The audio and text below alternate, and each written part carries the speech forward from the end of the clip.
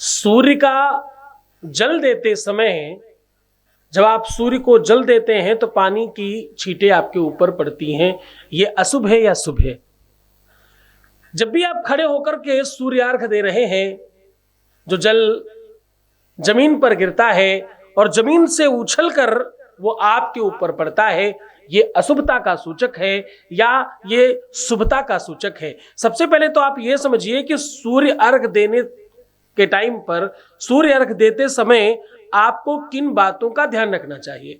सूर्यार्घ करने से आपके जीवन में यश बढ़ता है, सूर्यार्घ देने से आपकी आंखों की रोशनी बढ़ती है, सूर्यार्घ देने से आपके ऊपर पितरों का आशीर्वाद बढ़ता है। सूर्यार्घ अगर आप रेगुलर, निरंतर, बार बार करते हैं, अपने जीवन में सूर्यार्घ को स्थान देते हैं, तो ऐसी परिस्थिति में आपके पितर, आपके पूर्वज आपसे प्रसन्न होते हैं। देवऋण, पितृण, मातृण और वंश ऋण से आप मुक्त होते हैं। आपका यश बढ़ता है, चेहरे की लालिमा बढ़ती है, आपकी सौंदर्यता बढ़ती है और शरीर में रोग प्रतिरोधक क्षमता बढ़ती है।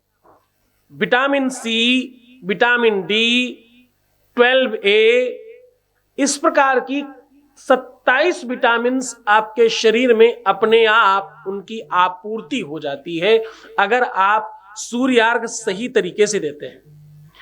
दुनिया में बहुत बड़ी संख्या में सूर्यार्घ लोग गलत तरीके से देते हैं। सूर्यार्घ का असली और वास्तविक तरीका बहुत सारे लोगों को नहीं पता है। बहुत सारे लोग क्या करते हैं कि सूर्यार्घ देते समय तुलसी के पौधे पर जाकर सूर्यार्घ देते हैं। कुछ लोग क्या करते हैं कि किसी जल में जाकर के सूर्यार्घ देते हैं। कुछ लोग किसी गमले में जाकर सूर्यार्घ देते हैं। कुछ लोग बालकनी में खड़े होकर नीचे पानी गिरा देते हैं ताकि उनके ऊपर ना गिरे। सूर्यार्घ बहुत अलग अलग तरीके से लोग देते हैं और ये सब नियम बिल्कुल ठीक नहीं है। सूर्यार्घ कुछ लोग लोटे से, कुछ लोग कटोरी से, कुछ लोग ग्लास से देते हैं। सबसे पहले तो सूर्यार्घ देने के लिए आपका बर्तन गोल होना चाहिए, सूर्य की तरह। सूर्यार्घ देते समय आपके हाथ में जो बर्तन हो वो नीचे से गोल होना चाहिए, पृथ्वी या सूर्य की गोलाई के आकार में। सबसे पहला तरीका, इसलिए प्रयास करें ग्लास और कटोरी से नहीं देकर आप हमेशा जब भी सूर्यार्घ दें तो आपके हाथ में लोटा होना चाहिए और लोटा नीचे से गोल होना चाहिए। ऐसा हो तो सूर्यार्घ श्रेष्ठ माना जाता है।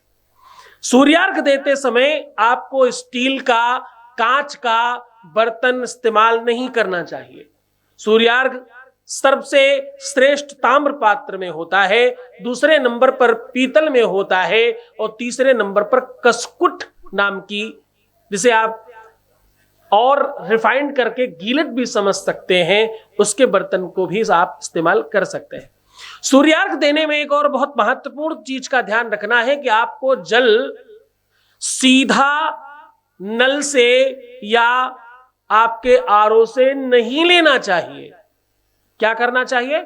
सूर्यार्घ देने में या तो आपका पूजन का जल होना चाहिए या तो कोई तीर्थ का जल पहले उस बर्तन में डालें फिर दूसरा जल लें। ऐसा करने से सूर्यार्घ श्रेष्ठ माना जाता है।